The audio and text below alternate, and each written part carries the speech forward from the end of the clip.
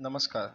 ધોરણ 6 ના વહાલા વિદ્યાર્થી મિત્રો, સ્વાગત છે તમારું આપણી પોતાની યુટ્યુબ ચેનલ ઓશિયન ઓફ નોલેજમાં.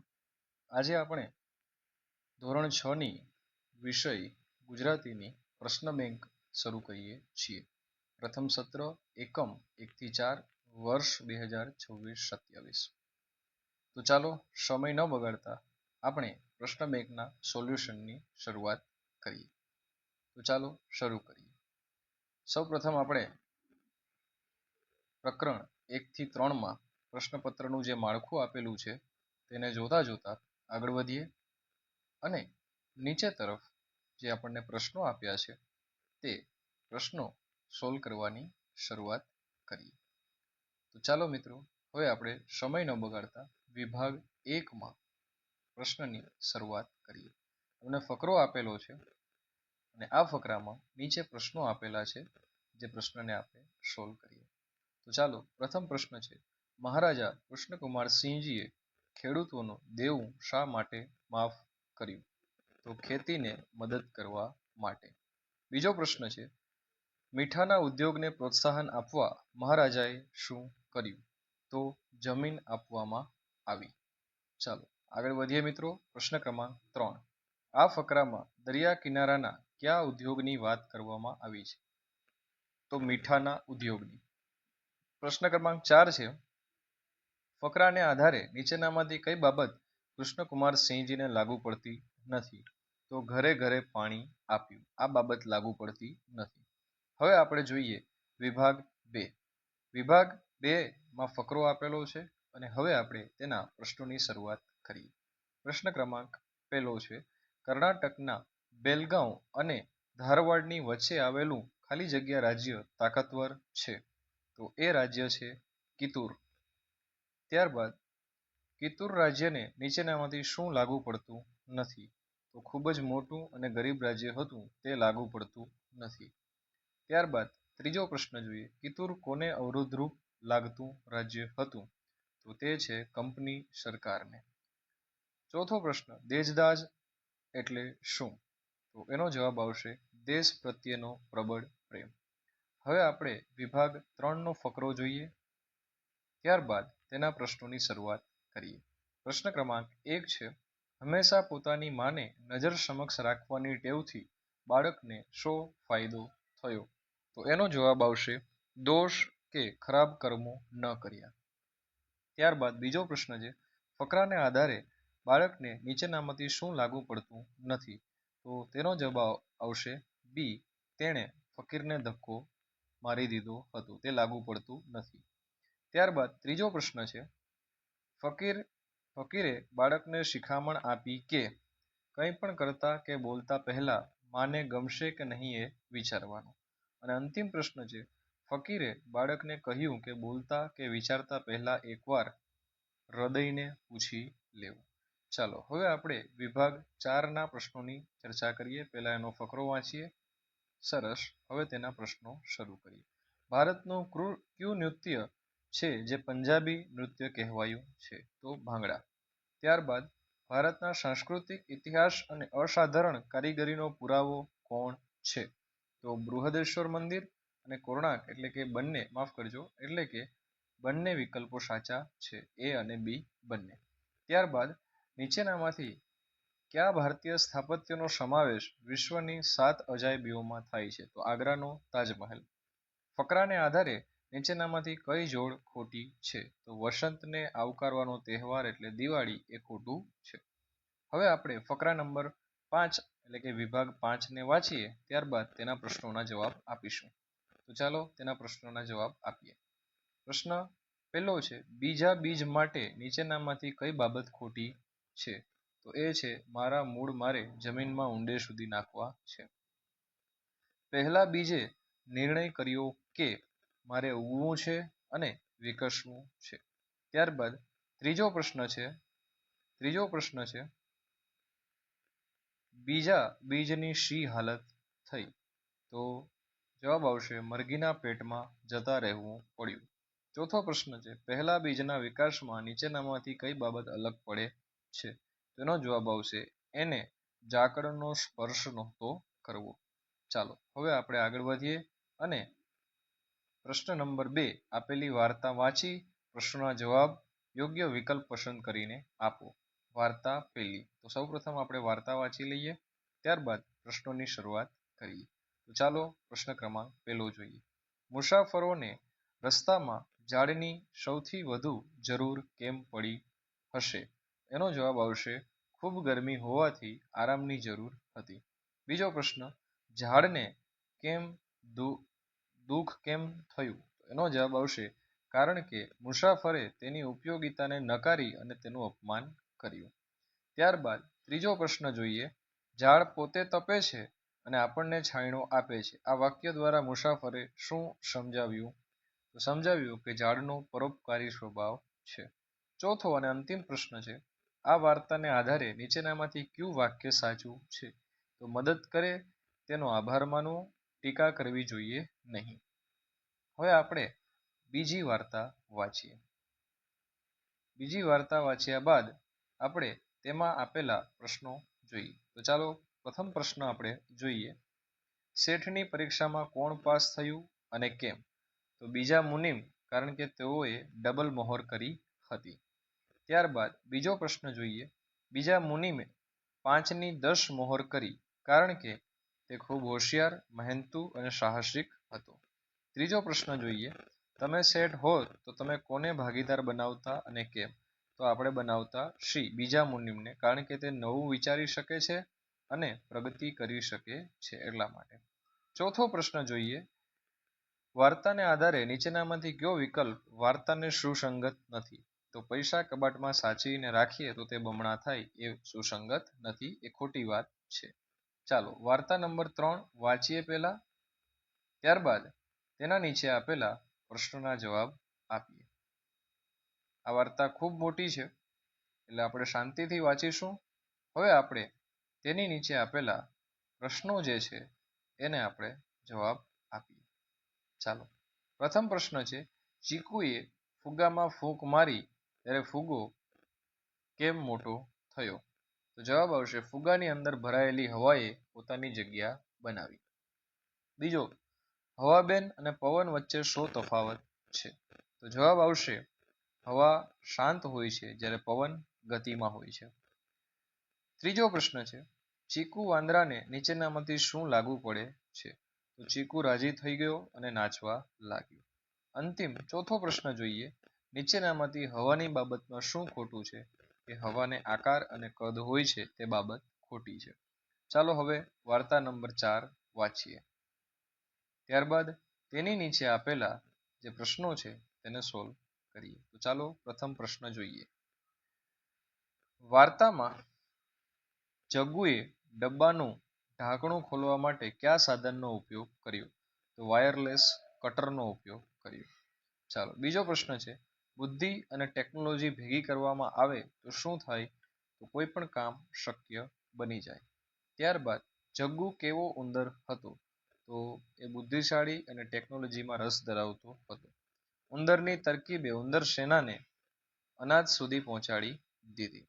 ચાલો હવે આપણે 5મા નંબરની જે વાર્તા છે એને વાંચીએ અને તેના પરથી તેની નીચે આપેલા પ્રશ્નોના જવાબ આપીએ. તો ચાલો ફટાફટ વાર્તા વાંચી લીધી. હવે આપણે પ્રશ્નોના જવાબ આપીએ. પ્રથમ પ્રશ્ન છે. સ્વીટુ સસલાએ ગાજરને ચોકલેટ પહાડ સાથે કેમ સરખાવ્યા હશે? જવાબ આવશે કારણ કે ગાજર તેને ખૂબ જ આકર્ષક અને મોટા પ્રમાણમાં દેખાતા હતા. બીજો પ્રશ્ન છે. ગજ્જુ હાથીને સસલાએ કેમ કહ્યું કે તમે મારા બેસ્ટ ફ્રેન્ડ છો? બીજું, નદીની આ પારથી પેલે પાર લઈ ગયો એટલા માટે. ત્યારબાદ ત્રીજો પ્રશ્ન. ગજ્જુ હાથી નદીમાં ચાલે ત્યારે ધબ ધબ અવાજ કેમ આવતો હશે? તો એનો જવાબ છે કારણ કે હાથીનું શરીર વિશાળ અને વજનદાર હોવાથી તેના પગલાંનો અવાજ ભારે આવતો હતો. ત્યારબાદ આપણે જોઈએ. સ્વીટુને ગાજર ખાવા મળ્યા કારણ કે ગજ્જુની પીઠ ઉપર સ્વીટુ બેસીને નદીને પેલે પાર ગયો એટલા માટે. હવે આપણે આગળ વધીએ મિત્રો. તો પ્રશ્ન ક્રમાંક 3 આપેલો છે. આપેલી માહિતીના આધારે પ્રશ્નોના જવાબ યોગ્ય વિકલ્પ પસંદ કરીને આપવાના છે. ચાલો જોઈએ આપણે. પ્રથમ પ્રશ્ન છે. આ પ્રેસ નોટ કોના દ્વારા અને શા માટે બહાર પાડવામાં આવી? તો જવાબ આવશે બી. ત્યારબાદ બીજો પ્રશ્ન છે, ખાદ્ય પદાર્થ શુદ્ધ અને ગુણવત્તાયુક્ત છે તે શાના પરથી જાણી શકાય છે? તો પેકેટ પર આપેલા એગ માર્ક અને FSSAI ના માર્ક દ્વારા. ત્યારબાદ ત્રીજો પ્રશ્ન છે, જો કોઈ વેપારી નકલી સામાન વેચતો હોય તો ગ્રાહકે શું કરવું જોઈએ? આપેલા ટોલ ફ્રી નંબર પર ફરિયાદ કરવી જોઈએ. ચોથો અને અંતિમ પ્રશ્ન છે, સ્વાસ્થ્ય સાચવવા માટે નીચેનામાંથી કઈ સૂચના લાગુ પડે છે? તો આ સૂચના લાગુ પડે છે. ચાલો વિભાગ 2 ની અંદર ફરી એક આપેલું છે તે આપણે જોઈ લઈએ ફટાફટ. ચાલો હવે તેની નીચે આપેલા પ્રશ્નોને જોઈએ. આ એક ઈ ટિકિટ હતી. ટિકિટની વિગતોના આધારે મુસાફરોના ટ્રેનમાં કેટલો સમય એટલે કે કલાક અને મિનિટ વિતાવશે? તો 10 કલાક અને 20 મિનિટ. જો દાદા અને પુત્ર બંને પોતાની સાથે આધાર કાર્ડની ઝેરોક્સ એટલે કે નકલ લઈ જશે તો નિયમ મુજબ શું થશે? તો ઓરિજિનલ આઈડી ન હોવાને કારણે તેની મુસાફરી અમાન્ય થશે. ત્રીજો પ્રશ્ન છે, ટ્રેનનું નામ મુંબઈ સેન્ટ્રલ રાજધાની એક્સપ્રેસ અને તેના રૂટ અમદાવાદથી દિલ્હી ને ધ્યાનમાં રાખીને તારણો કાઢો કે આ ટ્રેન ક્યાંથી શરૂ થઈ હશે? તો આ ટ્રેન મુંબઈથી શરૂ થઈને અમદાવાદ થઈને દિલ્હી જતી રહેશે. ચોથો પ્રશ્ન અને અંતિમ પ્રશ્ન છે, આ ઈ ટિકિટને આધારે કુલ 2400 રૂપિયા ચૂકવ્યા છે, તો આ ભાડામાં કોણ કોણ અમદાવાદથી દિલ્હી યાત્રા કરશે? તો દાદા અને પુત્ર બંને. ચાલો હવે ત્રીજો વિભાગ જોઈએ, જેમાં એક કુદરતી હેલ્થ પાવડર નું એક માળખું આપેલું છે. ચાલો હવે આપણે પ્રશ્ન ક્રમાંક 1 જોઈએ. જો કોઈ ગ્રાહક આ હેલ્થ પાવડરનું પેકેટ 15 ઓગસ્ટ 2026 ના રોજ ખરીદશે તો તેનો ઉપયોગ કયા મહિના સુધી કરી શકશે? તો જવાબ આવશે જુલાઈ મહિના સુધી. લેબલ પર આપેલી ખાસ સૂચનાના આધારે જો ભેજવાળી કે ભીની ચમચીનો ઉપયોગ પાવડર કાઢવા માટે કરવામાં આવશે તો શું થશે? તો પાવડરમાં ભેજ લાગવાથી તે બગડી શકે છે અથવા તેમાં ગઠ્ઠા પડી શકે છે. ત્રીજો પ્રશ્ન જોઈએ, આ હેલ્થ પાવડરના 1 કિલો એટલે કે 1000 ગ્રામ ખરીદવા માટે ગ્રાહકે કુલ કેટલા રૂપિયા ચૂકવવા પડશે? તો 800 રૂપિયા. છેલ્લો પ્રશ્ન છે, લેબલની વિગતોના આધારે નીચેનામાંથી કયું વિધાન આ પ્રોડક્ટ માટે ખોટું છે? તો પહેલું વિધાન ખોટું છે. ચાલો વિભાગ નંબર 4, ભવ્ય વિજ્ઞાન અને પર્યાવરણ પ્રદર્શન 2025. ચાલો હવે આપણે આગળ વધીએ મિત્રો. પ્રશ્નો જોઈએ. પ્રથમ પ્રશ્ન છે, કોઈ વિદ્યાર્થી રવિવારે બપોરે 3 વાગ્યે આ પ્રદર્શન જોવા માંગે છે તો તેણે પ્રવેશ મેળવવા માટે નીચેનામાંથી કઈ શરતનું પાલન કરવું સૌથી વધુ જરૂરી છે? તેનો જવાબ આવશે સી. ચાલો બીજા નંબરનો પ્રશ્ન છે, જો કોઈ મુલાકાતી પોતાની સાથે નાસ્તો અને પ્લાસ્ટિકની બોટલ લઈને પ્રદર્શનમાં ગેટ પર પહોંચશે તો શું થશે? પ્લાસ્ટિકની મનાઈ છે. ચાલો આગળ વધીએ. ત્રીજો પ્રશ્ન, આ પ્રદર્શનની થીમ આપણું ભવિષ્ય આપણા હાથમાં છે અને તેમાં જળ સંરક્ષણ તથા સોલાર પાવર જેવા આકર્ષણો છે. આ માહિતી પરથી પ્રદર્શનનો મુખ્ય હેતુ શું હોઈ શકે છે? તો લોકોને પર્યાવરણનું રક્ષણ કરવા અને કુદરતી ઉર્જાનો ઉપયોગ કરવા જાગૃત કરવા.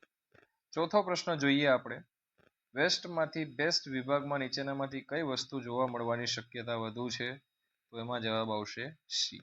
ચાલો હવે આપણે જોઈએ નેક્સ્ટ પ્રશ્ન, ગુજરાત વન વિભાગ શિયાળુ પક્ષી દર્શન એટલે કે બર્ડ વોચિંગ મહોત્સવ 2024 નો એક ફોટો આપેલો છે. ચાલો હવે આપણે તેના નીચે આપેલા પ્રશ્નો જોઈએ. પ્રથમ પ્રશ્ન છે, રમેશભાઈ તેમના પત્ની અને તેમનો 10 વર્ષનો દીકરો રાહુલ આ મહોત્સવમાં જોવા જાય છે. તેઓએ પક્ષીઓના ફોટા પાડવા માટે મોટો પ્રોફેશનલ કેમેરો પણ સાથે લઈ જાય છે. તો તેમણે ટિકિટ બારી પર કુલ કેટલા રૂપિયા ચૂકવવા પડશે? તો એમણે 200 રૂપિયા ચૂકવવા પડશે. બીજો પ્રશ્ન જોઈએ આપણે, સચિનને પક્ષીઓને ખૂબ નજીક જઈને તેમને શાંતિથી જોવાની ઈચ્છા છે. આ સૂચનાઓ વાંચ્યા પછી તેણે નીચેનામાંથી કયા રંગનું ટી શર્ટ પહેરીને જવું જોઈએ? તો આછો લીલો. ત્યારબાદ એક મુલાકાતી તળાવ કિનારે ઊભો રહીને પોતાના ખિસ્સામાંથી બિસ્કિટ કાઢીને પક્ષીઓને ખવડાવી રહ્યો છે. જો વન વિભાગનો ગાર્ડ જોઈ જશે તો નિયમ મુજબ શું કાર્યવાહી કરશે? તો નિયમ મુજબ તેની પાસેથી 500 રૂપિયાનો દંડ લેવામાં આવશે.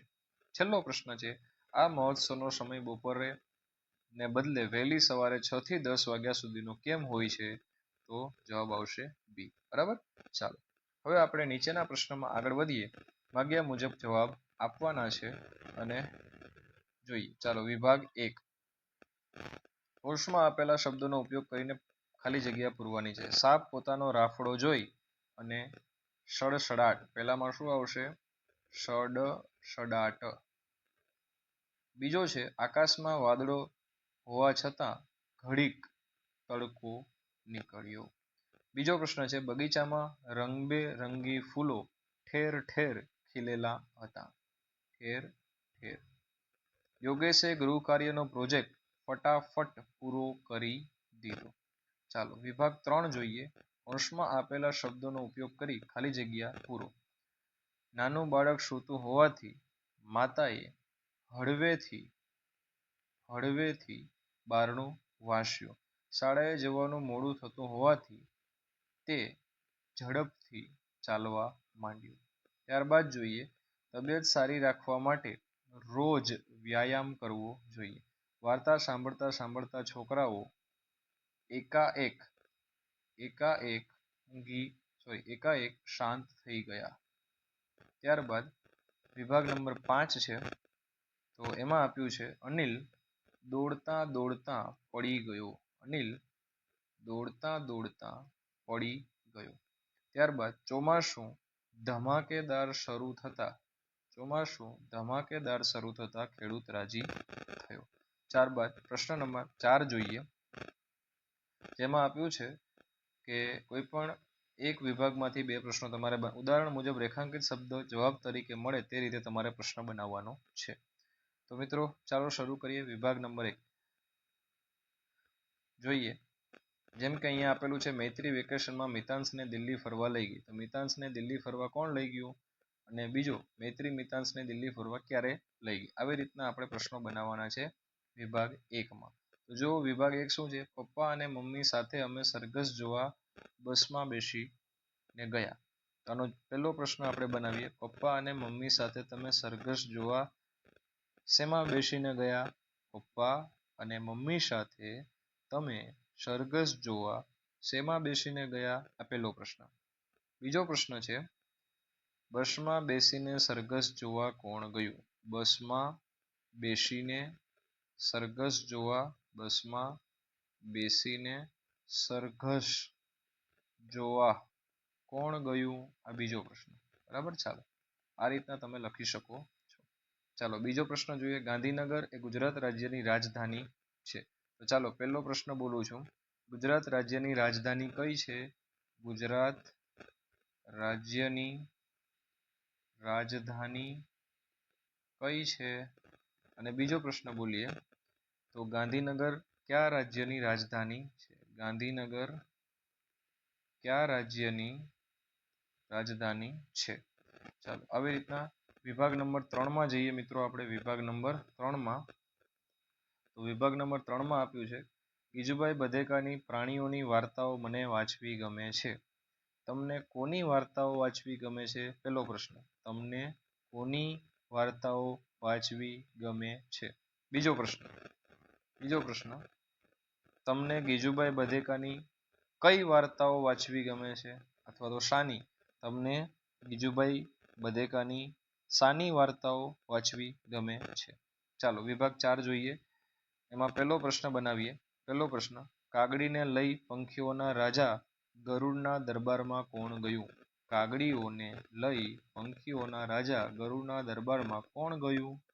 ચાલો બીજો પ્રશ્ન. નાતનો મૂકી કાગડીઓને લઈ કોના દરબારમાં ગયો?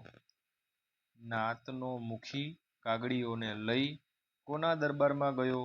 ચાલો વિભાગ નંબર 5 જોઈએ મિત્રો ફટાફટ. તો એની અંદર આપ્યું છે પ્રધાન મંડળે કાગડીની ફરિયાદ સાંભળી. કોણે કાગડીની ફરિયાદ સાંભળી? કાગડીની ફરિયાદ કોણે સાંભળી? આ પહેલો પ્રશ્ન. બીજો પ્રશ્ન. પ્રધાન મંડળે કોની ફરિયાદ સાંભળી? પ્રધાન મંડળે કોની ફરિયાદ સાંભળી? ચાલો હવે આગળ વધીએ. નીચે આપેલું છે વિકલ્પો પસંદ કરવાના છે. અહીંથી નીકળી જાઓ, મારે તમારી કોઈ વાત સાંભળવી નથી. તો આમાં આવશે ગુસ્સો. બીજું છે બિચારું કેટલા દિવસથી ખાધું નહીં હોય. તો આમાં આવશે દયા.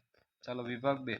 અરુણિમાએ દિવ્યાંગતાને પડકારી એવરેસ્ટ સર કર્યું. તો આ એક સાહસ છે.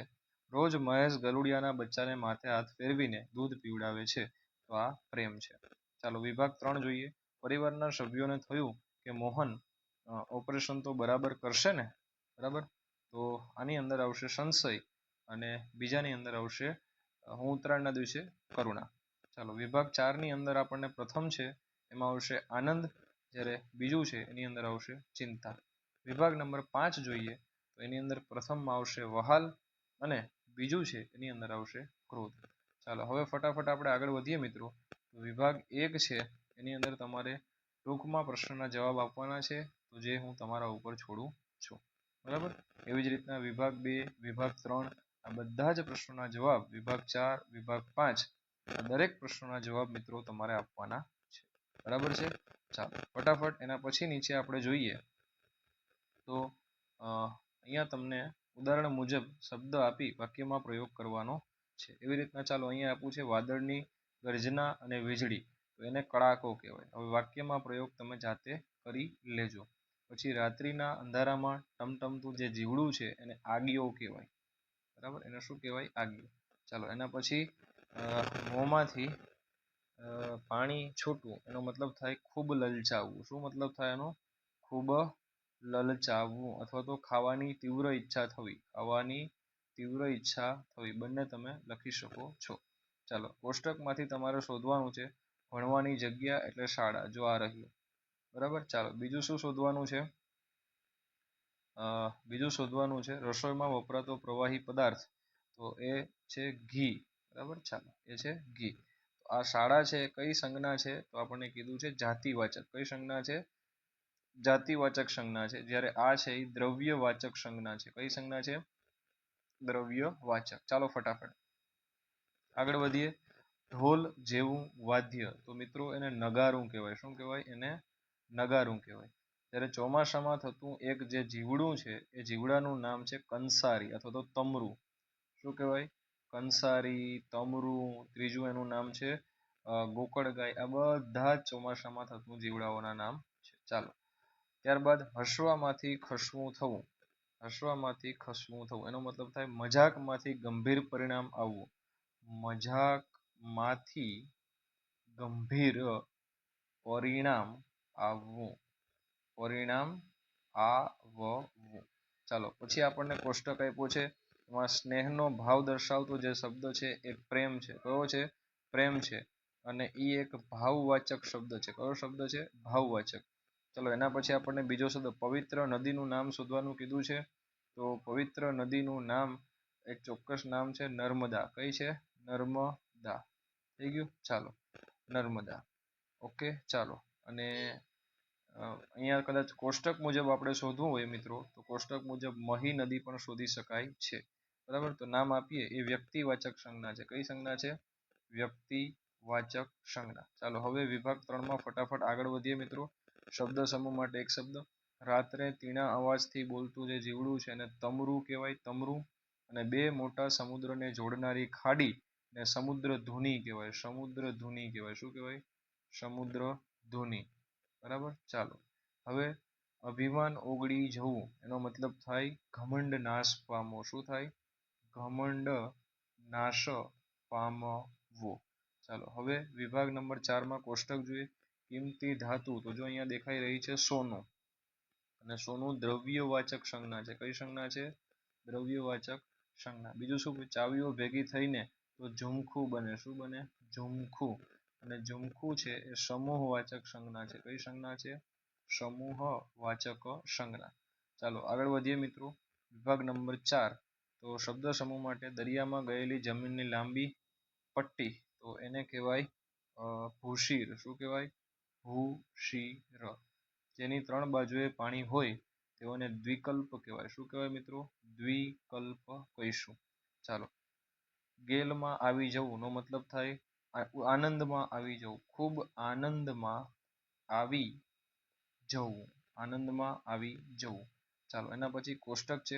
કોષ્ટકની અંદર વાંચવા માટે વપરાતી વસ્તુઓનો વર્ગ, તો એને આપણે પુસ્તક કહીએ. શું કહીએ મિત્રો? પુસ્તક કહેવાય. બરાબર. ચાલો ત્યારબાદ બીજા પ્રત્યે આવતી કરુણા કે અનુકંપા દર્શાવતો, તો એને દયા કહેવાય. શું કહેવાય? જો અહીંયા આપણે ટીક કરી દો બીજી પેનથી, એને દયા કહેવાય. ચાલો હવે વિભાગ નંબર 5 પાણી પર જવાનો રસ્તો, તો એને મોભ કહેવાય. કાસ કહેવાય. બરાબર. નોડું કહેવાય. નેડું. નેડું કહેવાય. બરાબર. પછી તો એને કાશ કહેવાય. ગળતર કહેવાય. ગળતર. કાશ પણ કહેવાય. જેટલા તમને નામ આવડે કોઈ પણ એક યાદ રહે તે લખી લેવાનું. જેની ઈચ્છા હોય તેવું, તો એને ઈચ્છિત કહેવાય. શું કહેવાય? ઈચ્છિત. એને મનોવાંછિત પણ કહેવાય, પણ આપણે ઈચ્છિત લખીએ, સહેલું પડશે. ચાલો બીજું, ઘાણ નીકળી જવું એટલે કે બરબાદી, ખૂબ મોટી બરબાદી થવી. ખૂબ મોટી બરબાદી, ખૂબ મોટી બરબાદી થવી. ખૂબ મોટી બરબાદી થવી. ચાલો કોષ્ટકમાંથી આપણે શોધવાનું કીધું છે, તો આ રહ્યું પેલું જે શોધવાનું કીધું છે, ઊંચા ડુંગરા આ તે, તો એને પર્વત કહેવાય. બીજું જે શોધવાનું કીધું છે, તરસ છીપવા માટે આપણે શેની જરૂર પડે? તો પાણીની જરૂર પડે. આ બીજું થઈ ગયું. ચાલો બરાબર. હવે પ્રશ્ન ક્રમાંક 6 છે, એમાં આ જે વિષયો આપ્યા છે એમાં કોઈ પણ એક વિષય પર તમારે જાતે નિબંધ લખવાનો છે. બરાબર. ચાલો એના પછી નીચે વિષયો આપ્યા છે એનામાંથી કોઈ પણ એક વિષય પર તમારે રજા ચિઠ્ઠી લખવાની છે. તો હું આશા રાખું છું કે તમે જાતે લખી શકશો. બરાબર. ચાલો તો મિત્રો અહીંયા આપણે આપણું આ સ્વાધ્યાય પોથીનું જે માફ કરજો આપણી જે આ પ્રશ્ન બેંકનું સોલ્યુશન